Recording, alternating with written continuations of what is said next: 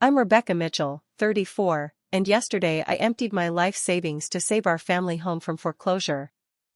$17,000 gone in a single bank transfer. This morning, I woke to find a handwritten note on our kitchen counter. As I read each word, confusion turned to dread, then to a sickening realization. My husband Mark and his parents had betrayed me in the worst possible way.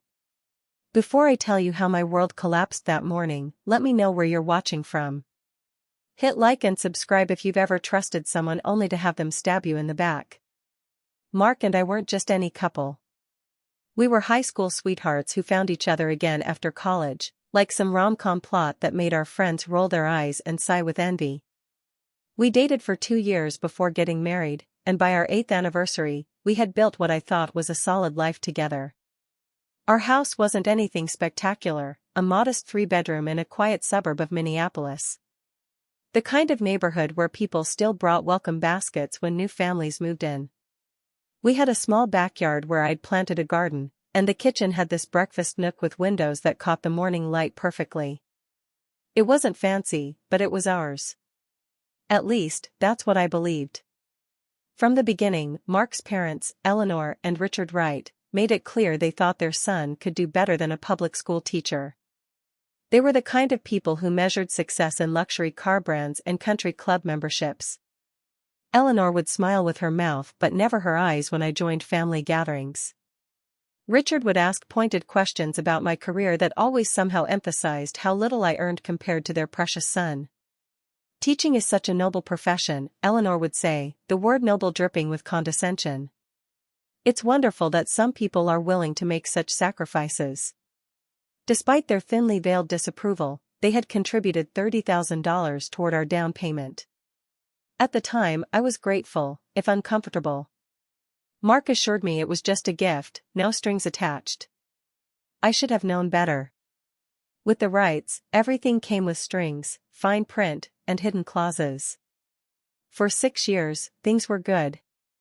I taught 4th grade at Lincoln Elementary, and Mark worked as a marketing executive for a healthcare company. We weren't wealthy, but we were comfortable. We had friends over for dinner parties. We took modest vacations. We talked about starting a family soon, that nebulous future time that never quite materialized into now. Then, 6 months ago, Mark lost his job. The company was restructuring, his department was downsized, and suddenly our comfortable life didn't feel so secure. I wasn't worried at first. Mark had a good resume, excellent references, and the job market was decent.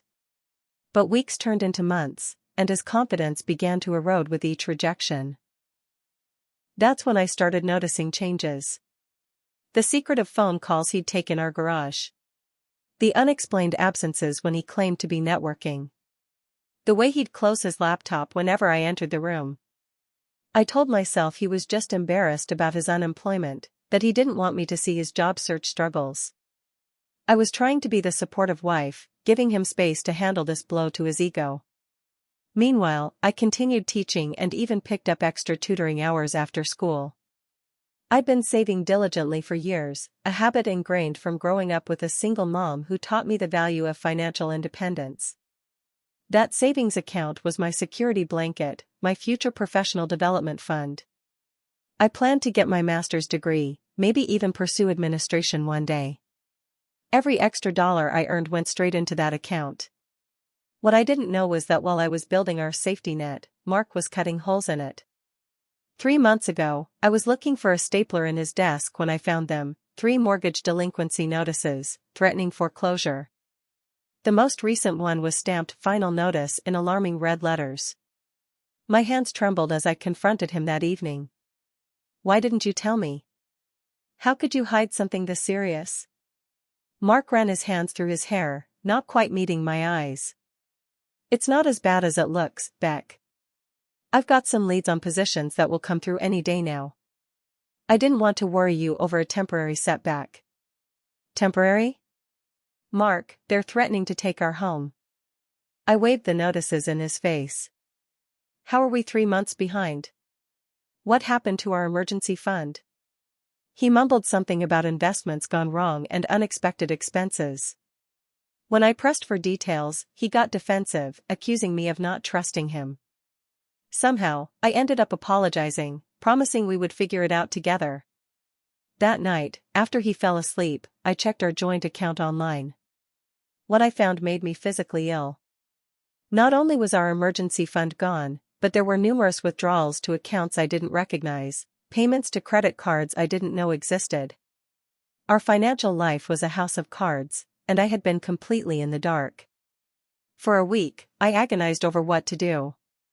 The thought of losing our home made my stomach churn, but the thought of emptying my personal savings, money I'd scraped together over years of extra work, was almost as painful. Every dollar in that account represented sacrifice. Summers spent teaching summer school instead of taking a break. Weekends dedicated to tutoring struggling students. Holidays working retail for extra cash. I'd packed my lunch every day for 8 years while colleagues ordered takeout. I'd driven the same reliable but aging Honda while friends upgraded to newer models. That money was more than just dollars in an account. It was my independence, my future, my safety net if things ever went south. And now, things had definitely gone south. I spent my planning periods researching options instead of preparing lessons. I called the bank during my lunch breaks, trying to negotiate extensions or payment plans. I even consulted with a financial advisor friend off the record, hoping for a miracle solution that would let me save our home without emptying my account. "Rebecca, I wish I had better news," my friend Julia said over coffee. "But with 3 missed payments and a foreclosure process already initiated, your options are limited. You either need to come up with the money fast or prepare to lose the house." That night, I sat alone in our bedroom, calculator in hand, running the numbers over and over. The truth was unavoidable. I had enough to cover what we owed, plus the current month, with a little left over. Not enough for my master's program, but enough to keep a roof over our heads while Mark found a new position. The next morning, I made the decision. I didn't tell Mark, partly because I wanted to surprise him with the solution, partly because I was afraid he'd talk me out of it, and partly because some small, instinctive part of me wanted to maintain what little financial control I had left. The bank branch was quiet that Thursday afternoon. The loan officer, a woman about my age named Diane, reviewed our file with a sympathetic but professional demeanor. "You understand that this payment will bring your mortgage current, but you'll need to stay on top of the regular monthly payments going forward?" she asked, sliding forms across her desk. I nodded, throat tight. "My husband is expecting job offer soon. We'll manage the monthly payments." My hand shook as I signed the cashier's check. $17,000. Nearly every penny I'd saved over 8 years of marriage, gone in a single transaction. But as Diane processed the payment and handed me the receipt, I felt a surprising wave of pride alongside the loss. I had saved our home. I had stepped up when we needed it most. "Thank you for helping us keep our home," I told Diane, my voice steadier now. "You're welcome," she replied with a smile that seemed genuine. "I hope things turn around for you both soon." That evening, I prepared Mark's favorite meal, herb-crusted salmon with roasted potatoes and asparagus. I bought a bottle of wine we couldn't really afford. I even put on makeup and the blue dress he always complimented. This was a celebration, after all. We weren't losing our home. We would get through this rough patch together. I waited until 7 p.m. Then 8 p.m. By 9:30, the salmon was cold, the candles had burned low, and I'd stopped checking my phone for messages. When the front door finally opened at 10:15, Mark barely acknowledged the elaborate dinner setup. "Sorry, got caught up with a networking thing," he muttered, heading straight for the stairs. "Not hungry. Had appetizers there." "Mark, wait. I need to tell you something important. About the house." He paused on the stairs, not turning around. "Can it wait until tomorrow?" I'm beat. Before I could answer, he continued up the stairs. A moment later, I heard our bedroom door close. I sat alone at our dining table, the celebration dinner untouched, wondering why his reaction felt so wrong. Why he hadn't asked about my day, noticed my dress, questioned the fancy meal on a Thursday. But I pushed the doubts aside. Tomorrow, I told myself. Tomorrow I'd tell him how I'd saved our home, and surely then he'd be grateful, relieved, maybe even proud of me. I covered the uneaten food and blew out the candles. As I cleaned up the kitchen, I rehearsed how I'd break the news in the morning over coffee. I imagined his face lighting up with relief and gratitude. I pictured him hugging me tight, promising to make it up to me somehow. Later, lying awake beside his sleeping form, I comforted myself with the thought that at least we still had our home. Whatever else was wrong between us, we could fix it. We had time now. We had stability. Everything else would fall into place. I had no idea that in just a few hours, my entire world would implode. The first thing I noticed when I woke was the empty space beside me. This wasn't unusual. Mark often got up before me, but something felt different. The silence in the house had a finality to it that raised the hair on my arms. In the kitchen, a folded piece of paper sat on the counter, my name written in Mark's neat handwriting. My stomach dropped before I even touched it. Some part of me already knew. I unfolded the note with trembling fingers and read. Rebecca *. By the time you read this, I will be staying with my parents. I've been trying to find the right time to tell you that we've made other arrangements for the house. After discussing our financial situation with my parents, we agreed the best course of action was to sell the property to Meridian Development. The paperwork was finalized last week *. I've taken my essential belongings but will arrange to collect the rest once you've had time to process this change. Please understand this is for the best. The house was underwater, and this arrangement gives us both a clean break and fresh start *. You have 30 days to vacate the property. My attorney will be in touch regarding the division of our remaining assets *. Mark *. No apology. No acknowledgement of my sacrifice. No recognition of our 8 years together.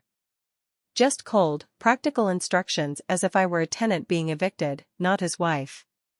I read the note 3 times, unable to process what it meant. Sold the house? But I had just paid the delinquent mortgage yesterday. How could he sell a house that was in foreclosure? And what did he mean by made other arrangements? Who was we, Mark and his parents? My confusion quickly gave way to panic. I grabbed my phone and called Mark. Straight to voicemail. I tried again. And again. Nothing. With shaking hands, I opened our banking app.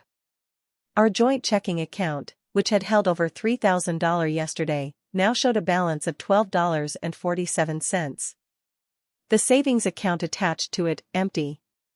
No, I whispered, switching to our credit card accounts. All paid off and closed. Every financial tie between us had been severed. I raced to our bedroom, flinging open Mark's closet door. Half empty. His favorite suits, gone. His dresser drawers, cleared out except for old t-shirts and worn jeans. In the bathroom, his electric razor, cologne, and toiletry kit had vanished. Stumbling back downstairs, I noticed something else on the dining room table, a stack of papers I hadn't seen in my initial shock. The top document bore the logo of Meridian Development, a local company known for buying older homes, tearing them down, and building luxury duplexes. The sales contract was dated 3 weeks ago. The signatures of Mark Wright, Richard Wright, and Eleanor Wright appeared on the seller line. My name was nowhere to be found. Attached was a document I'd supposedly signed, giving Mark power of attorney to act on my behalf in the sale. The signature looked like mine, but I had never seen this document before, let alone signed it. I collapsed into a dining room chair, the room spinning around me. How was this possible? How could he sell our house without me knowing? And why would he let me pay off the mortgage if the house was already sold? A memory surfaced, Mark's parents visiting for dinner 2 months ago. Eleanor casually mentioning how much similar homes in our neighborhood had sold for recently. Richard asking pointed questions about our renovation plans, whether we intended to stay long-term. At the time, I thought they were just making conversation. Another memory, Mark suggesting I sign a stack of documents related to our tax return, rushing me through them while I was grading papers. Had the power of attorney been slipped in among those papers? My phone rang, startling me out of my daze. Allison, my best friend since college. Hey, Beck. Just checking if we're still on for coffee this afternoon? Her cheerful voice seemed to come from another universe, one where my life hadn't just imploded. Allie, I whispered, my voice breaking. He's gone. Mark's gone, and he sold our house. What?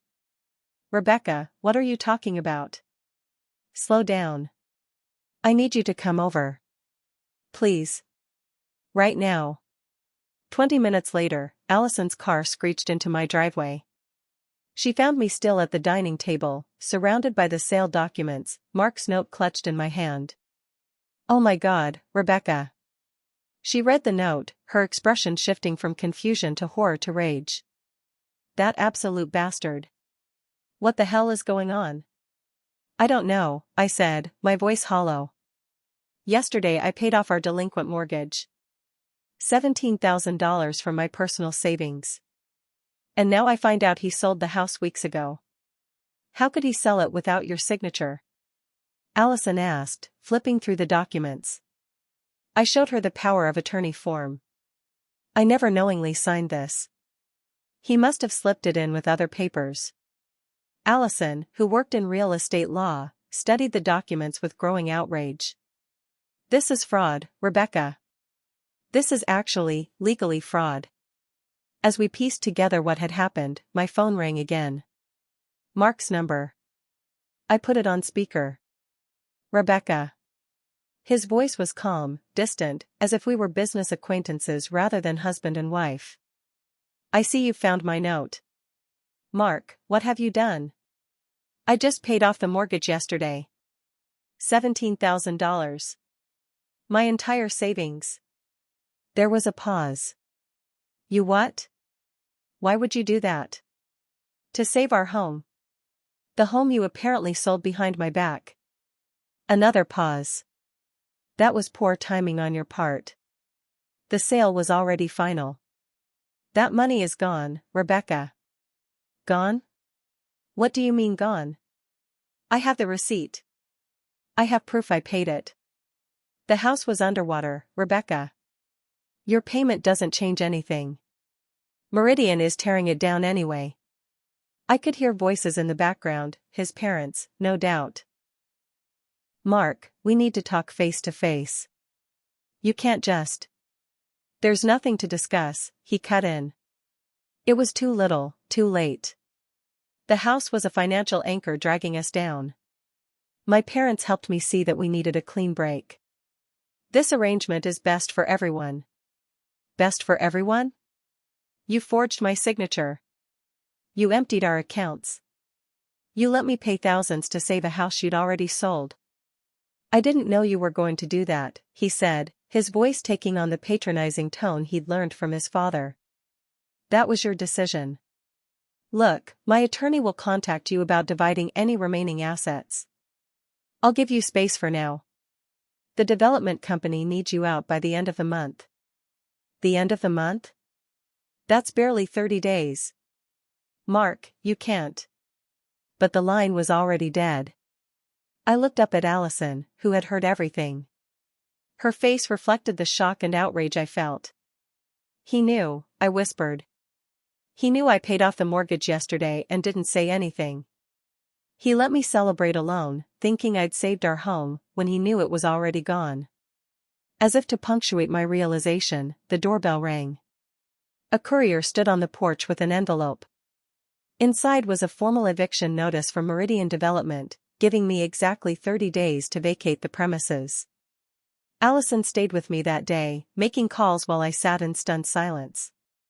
She contacted the bank where I'd made the mortgage payment, but they couldn't reverse the transaction without the approval of all parties on the loan.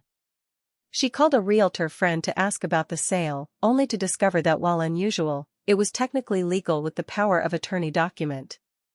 There has to be something we can do, she insisted, pacing my kitchen. He can't just forge your signature and steal your money. But each call only revealed more devastating truths. The sale had been properly recorded with the county. The power of attorney, whether obtained fraudulently or not, had been notarized and appeared legitimate. Mark's name had been on the deed alongside mine, and with the power of attorney, he had been able to sign on my behalf. When Allison called the number for Meridian Development, the receptionist confirmed they had purchased the property but referred all questions to their legal department, which wouldn't be available until Monday.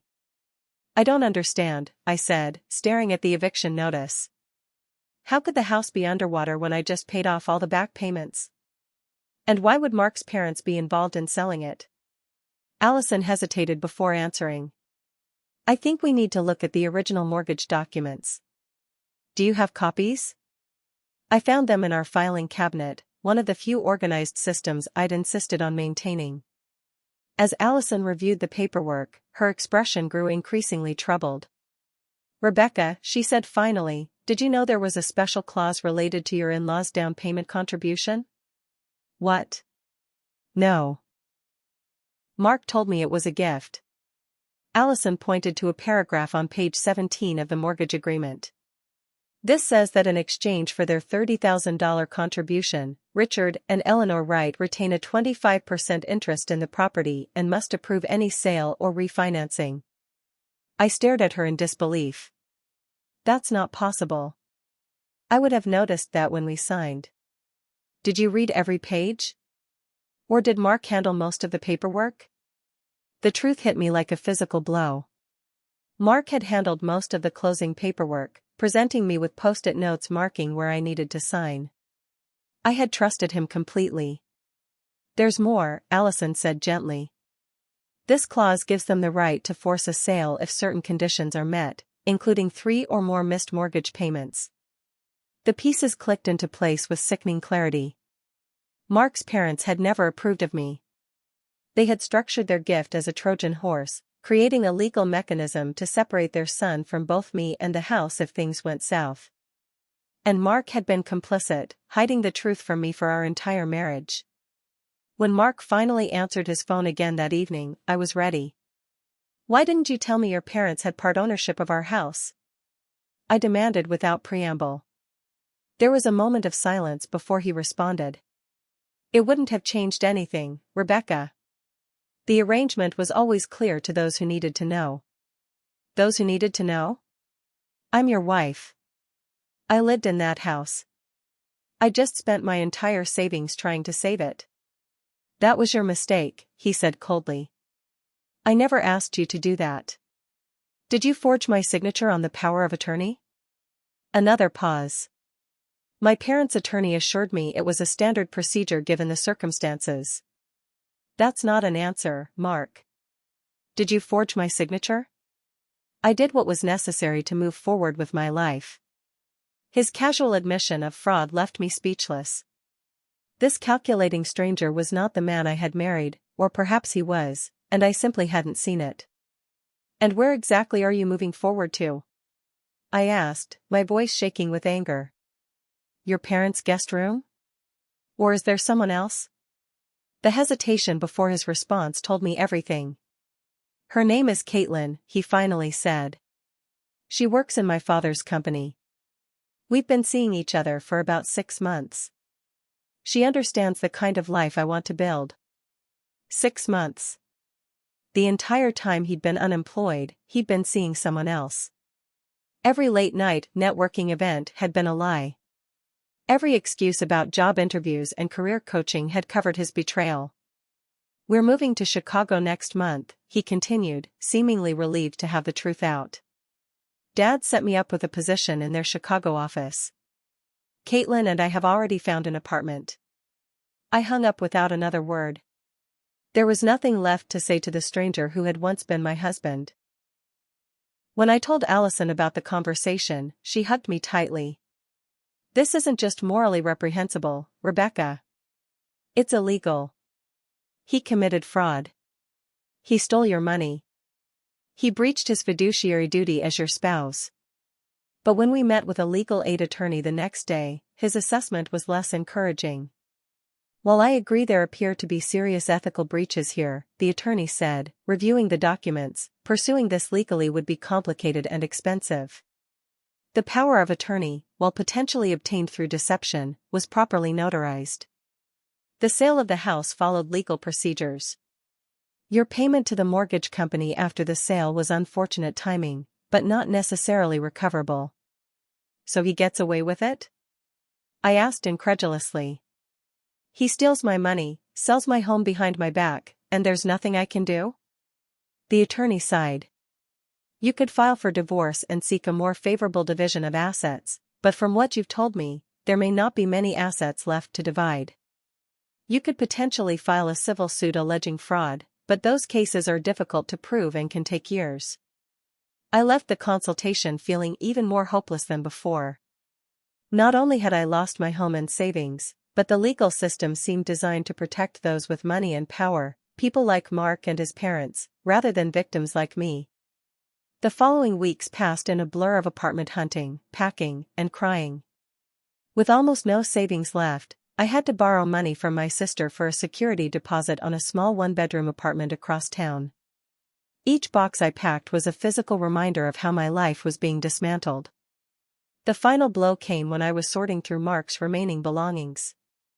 Behind his file cabinet, I found a small box containing hotel receipts, movie ticket stubs, and restaurant bills, mementos of his affair with Caitlin. Among them was a brochure for engagement rings with several styles circled. The dates on the receipts matched times he'd told me he was at job interviews or networking events. Sitting on our bedroom floor, surrounded by evidence of his double life, I finally allowed myself to face the complete picture of his betrayal. It hadn't been a sudden decision or a response to financial pressure. It had been a calculated, months-long deception, orchestrated with the help of his parents, while I worked extra hours and worried about our future together. That night, alone in our half-packed house, I hit rock bottom. I had lost my home, my savings, my marriage, and my dignity in one fell swoop. I had given everything to a man who had planned his escape route while accepting my sacrifice. I had no idea how I would rebuild from here, or if I even had the strength to try. The next morning, I dragged myself to school on autopilot. Teaching fourth graders requires a special kind of presence. They can sense distraction and unhappiness like little emotional bloodhounds. I painted on a smile and threw myself into our science lesson about the water cycle, grateful for the curriculum's rigid structure that required minimal creative input from my fractured mind. During lunch break, my colleague Denise found me staring blankly at my untouched sandwich in the faculty lounge. Rebecca? Are you okay? You look like you haven't slept in days. The simple kindness in her voice nearly broke me. I considered giving a generic excuse, stomach bug, migraine, anything but the humiliating truth. But the words tumbled out before I could stop them. Mark left me. He sold our house behind my back after I emptied my savings to save it from foreclosure. I have to be out in less than a month. Denise's shock gave way to outrage as I shared the bare bones of my situation. By the end of lunch, 3 other teachers had joined us, their expressions mirroring the same progression from disbelief to anger on my behalf. You need to tell Principal Matthews, Denise insisted. You might need flexibility with personal days for apartment hunting and moving. The thought of sharing my humiliation with our principal made my stomach clench, but Denise was right. I scheduled a meeting for after school, where I clinically outlined my situation, focusing on the logistical challenges rather than the emotional devastation. Principal Matthews was supportive but businesslike. Take whatever personal days you need, Rebecca. Just try to plan them around our testing schedule if possible. And let me know if you need recommendation letters for apartment applications. His practical response was almost a relief after the emotional outpouring from my colleagues. I didn't want pity, I wanted solutions. The apartment hunting process was a special kind of torture. With my credit now entangled with Mark's financial misdeeds and almost no savings left, my options were severely limited. Each rejection felt like another twist of the knife Mark had planted in my back. After 7 applications and 5 rejections, I finally found a place, a small one-bedroom in an aging complex across town, far from the tree-lined streets of our former neighborhood. The security deposit and first month's rent depleted the money I'd borrowed from my sister. The manager, a gruff but fair woman named Loretta, accepted me only after I explained my situation and offered extra references. "Been there, honey," she said, stamping my application approved. "My ex cleaned me out too. Men like that should be composted for fertilizer." Her blunt solidarity made me laugh for the first time in weeks. Back at the house, no longer my house, I faced the overwhelming task of sorting through 8 years of accumulated possessions with no money for professional movers and limited space in my new apartment. Each item held memories now tainted by betrayal: wedding gifts, vacation souvenirs, furniture we had chosen together. I developed a ruthless system: keep, sell, donate, trash. Our wedding album went straight into the trash. The furniture he'd left behind went on Craigslist. I needed the cash more than the reminders. Clothes, kitchenware, and books I couldn't part with but had no room for went into storage bins headed for my sister's garage. Allison and Denise helped when they could, sorting through kitchen cabinets and linen closets while I tackled the more personal spaces. It was Allison who found it, a folder hidden beneath the false bottom of Mark's bedside drawer, containing emails printed between him and Caitlin going back 8 months. "Rebecca, you shouldn't read these," Allison warned, but I took the folder from her hands. "I need to know everything, Allie. I can't move forward until I understand what really happened." The emails revealed a relationship that had begun before Mark lost his job, not after, as I had assumed. Some messages explicitly discussed their plans for the future, with Caitlin pushing for Mark to handle the Rebecca situation so they could start fresh in Chicago. Most devastating were the exchanges discussing me, where Mark portrayed me as a financial burden, a career obstacle, someone holding him back from the life he deserved. He complained about my obsession with saving money, my small-town ambitions, my contentment with our modest lifestyle. "She'll never fit in with the people who can actually advance my career," he wrote in one particularly cutting message. "My parents were right about her all along." Reading those words, seeing myself through his contemptuous eyes, shattered something fundamental inside me. This was how my husband of 8 years truly saw me, not as a partner but as dead weight to be discarded when convenient. That night, after Allison left with promises to return the next day, I sat alone on the floor of our half-packed bedroom and allowed myself to fully face the devastation of my situation. I had lost everything that defined my adult life: my home, my savings, my marriage, and even my self-image. The future I had planned, the master's degree, the potential for starting a family, the security of homeownership, had evaporated. At 34, I was starting over with less than I had possessed at 25. Worse was the knowledge that I had been a fool. While I pinched pennies and worked extra hours, believing we were building something together, Mark had been planning his escape with another woman.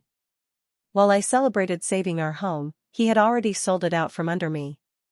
While I trusted him implicitly, he had forged my signature and stolen my future. I curled up on the bare mattress, he'd taken our bed frame and good sheets, and wept until there were no tears left. In that moment, I couldn't imagine how I would ever rebuild from this rubble. The betrayal felt too complete, the losses too extensive, the humiliation too profound. Tomorrow, I would have to face my students again, maintain the facade of normalcy while my personal life imploded. I would have to continue packing, making arrangements, functioning in a world that hadn't paused for my crisis. I would have to somehow find the strength to start over with nothing but debt and broken trust as my foundation. As I drifted into an exhausted sleep, one question repeated in my mind: how could I have been so blind for so long? And its darker companion: what if I never recover from this?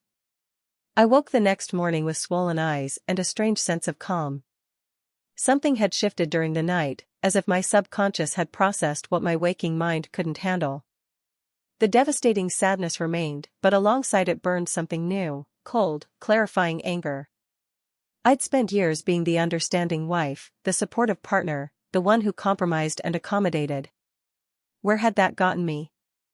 Homeless, nearly penniless, and humiliated. No more. I called in sick to school, my first personal day in 3 years, and sat at the dining room table with a legal pad, a pot of coffee, and Mark's abandoned files. If I was going to fight back, I needed information, strategy, and evidence. First, I meticulously documented everything I could remember about our finances, account numbers, approximate balances before Mark drained them, dates of major transactions. I created a timeline of the deception, when he likely began the affair, when he lost his job, when the mortgage payment stopped, when the house was sold. Then I turned to the scattered financial documents he'd left behind. Most were outdated or irrelevant, but in a folder labeled Tax Prep 2022, I found something unexpected: statements for credit cards I hadn't known existed, showing lavish restaurant meals, hotel stays, and jewelry purchases during months when Mark claimed to be tightening our budget. Even more disturbing were bank statements for an account at First National Bank, an account bearing both our names that I had never signed for or accessed.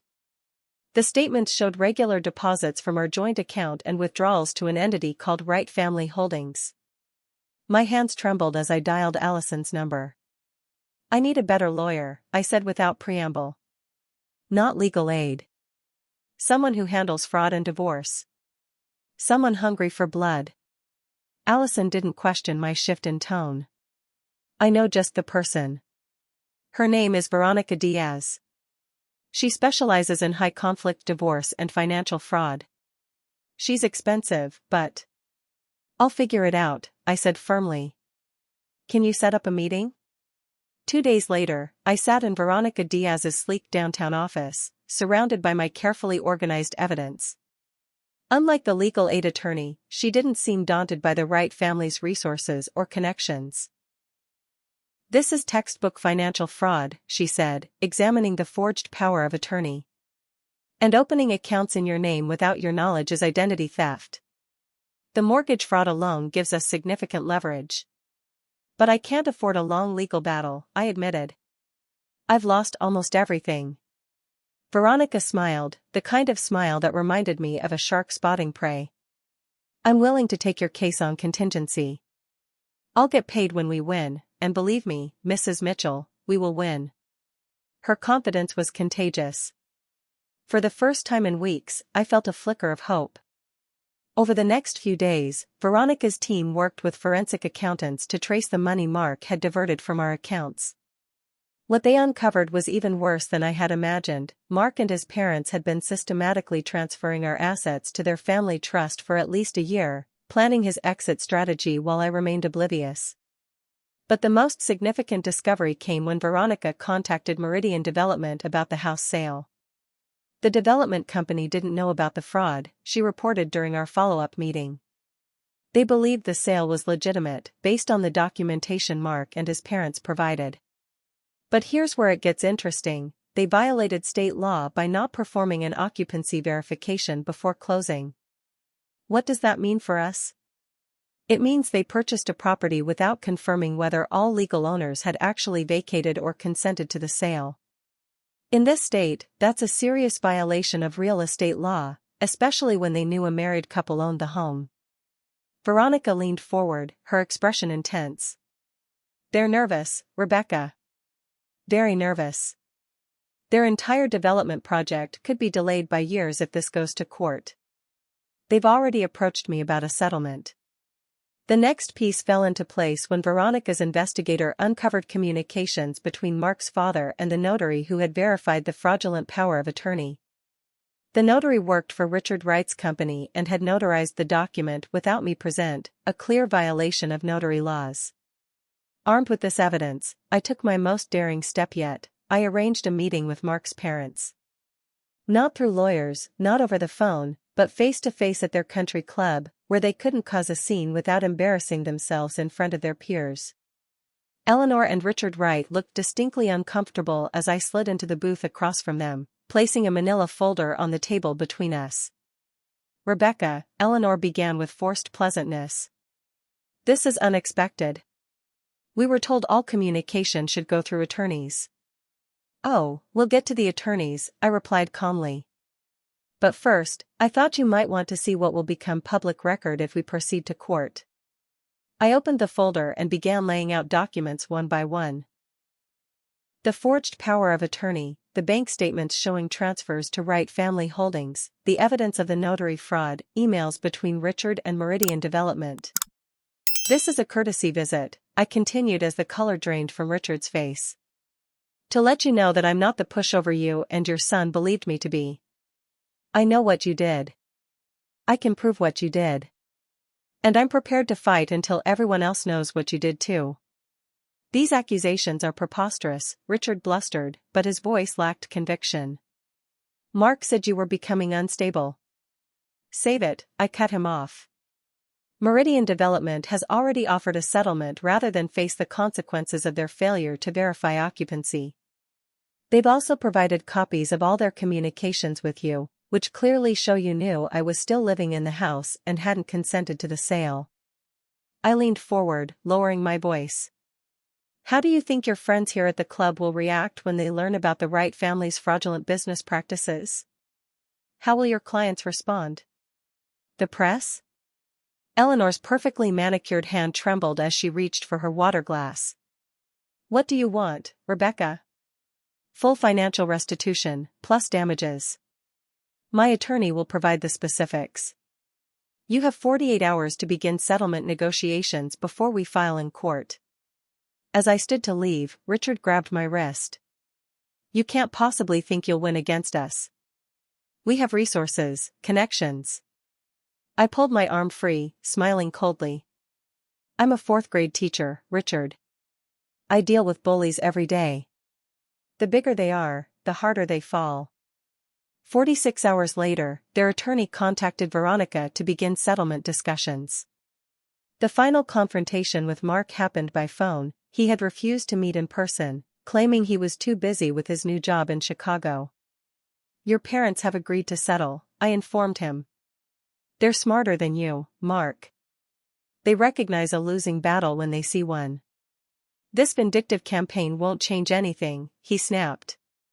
Caitlin and I are still together. I'm still free of that suffocating life with you.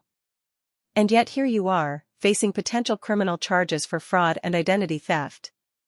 Was it worth it? Destroying someone who loved you to impress a woman who's sleeping with her boss's son for career advancement? The silence on the other end told me my barb had hit its mark. Check your email, I continued. My attorney has sent over the settlement terms. You can sign voluntarily, or we can proceed to court where all the sordid details, including those emails between you and Caitlin, will become public record. I'm sure your new employers would be fascinated by your creative approach to financial management. 2 days later, Mark signed the settlement agreement. The settlement exceeded even Veronica's optimistic projections. Mark and his parents agreed to repay not just my $17,000 mortgage payment, but an additional $45,000 in damages. Meridian Development contributed another $30,000 to avoid litigation over their failure to verify occupancy. All told, I received more than 3 times what I had lost. The victory wasn't just financial. As part of the settlement, Mark's parents were required to admit to their role in the fraudulent sale and power of attorney. While the admission wasn't public, they had insisted on confidentiality clauses. Just knowing they had been forced to acknowledge their wrongdoing was deeply satisfying. When the funds were finally deposited in my new, solo account, I sat in Veronica's office, staring at the balance in disbelief. Congratulations, Rebecca, Veronica said, raising a glass of champagne. You not only survived, you triumphed. I took the glass, still processing the magnitude of the reversal. I never expected to come out ahead. That's because you're not a predator by nature, she replied.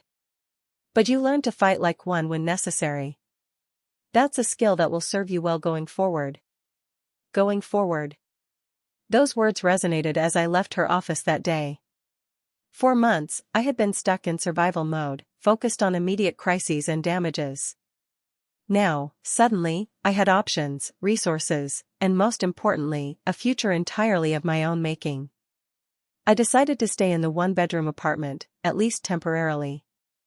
Despite its shortcomings, it had become a symbol of my independence, the first place that was truly mine alone. I bought new furniture, painted the walls, and transformed it into a space that reflected only my tastes and preferences. With the settlement money, I could have immediately pursued the master's degree I'd been saving for. Instead, I took time to reconsider what I really wanted. The betrayal had changed me, not just emotionally, but in how I viewed my place in the world and what I wanted to contribute to it. 2 months after the settlement, Mark called. His voice had lost the confident edge I'd grown to despise. "Rebecca," he began hesitantly. "I've been doing a lot of thinking." "That's new for you," I replied, surprised by how little I felt hearing his voice. Neither anger nor pain, just a calm detachment. "Things with Caitlin, they didn't work out. She left when my father's company downsized the Chicago office. I'm back in Minneapolis, staying with a friend." I waited, sensing there was more. "I miss our life together," he continued. "I made a terrible mistake. Everything since has been a disaster. Maybe we could talk? Start over?" Once, those words would have been all I wanted to hear. Now, they sounded pathetic and calculating. "There's nothing to talk about, Mark. You didn't make a mistake, you made hundreds of deliberate choices over months. You lied, cheated, stole, and committed fraud. That's not a relationship that gets a second chance." "People change," he insisted. "I've learned my lesson." "I'm glad to hear it. That lesson will serve you well in your next relationship, which won't be with me. Goodbye, Mark." I hung up feeling lighter, as if the last threads tying me to my old life had finally been severed. 6 months after the settlement, I made 2 significant decisions. First, I used part of the money to make a down payment on a small but charming townhouse in a vibrant neighborhood near my school. Unlike the house with Mark, every aspect of this purchase was transparent, with documents I read thoroughly before signing. Second, I enrolled in a master's program in educational leadership and finance, a combination that reflected both my original career goals and the financial literacy I had gained through my ordeal. But perhaps the most meaningful development came from an unexpected direction. During a parent-teacher conference, I mentioned to a mother that I was developing a personal finance unit for my 4th graders based on my own experiences. "That's exactly what women in my community need," she said excitedly. "So many are financially dependent on spouses without understanding the risks. Would you ever consider teaching adults?" That conversation led to my creating a financial literacy workshop specifically for women, focusing on financial independence, understanding legal documents, and recognizing red flags in shared finances. What began as a small class at the community center grew into a regular program with waiting lists. At one workshop, a woman approached me afterward, tears in her eyes. "I found bank statements I didn't understand last week," she confided. "After hearing your story, I confronted my husband instead of ignoring them. You may have saved me from ending up in your situation." Those moments of impact became my most profound source of healing. The pain and humiliation I had endured were being transformed into protection for others. A year after Mark left that devastating note, I hosted a housewarming party in my new townhouse. Surrounded by friends, colleagues, and even some of the women from my workshops, I realized I had built something far more valuable than what I had lost: a life entirely my own, relationships based on genuine support, and work that created meaningful change. The lessons had been brutal but clarifying. Trust must be earned continuously, not given blindly once and forever. Financial independence isn't selfish, it's essential self-protection. Legal documents deserve careful scrutiny, no matter who presents them. Recovery isn't just about surviving loss, it's about creating something better than what was taken. Looking around at my new home, filled with laughter and authentic connections, I silently thanked Mark and his parents for the painful gift they had unknowingly given me: the freedom to discover my own strength and build a life more genuine and fulfilling than the one they had destroyed. Have you ever had to rebuild your life after betrayal? How did you find the strength to start over? Share your story in the comments below, and don't forget to like, subscribe, and share this video if my journey resonated with you. Remember, sometimes losing what you thought you wanted opens the door to what you truly deserve. Thank you for being part of my healing journey, and I wish you the courage to face whatever challenges come your way.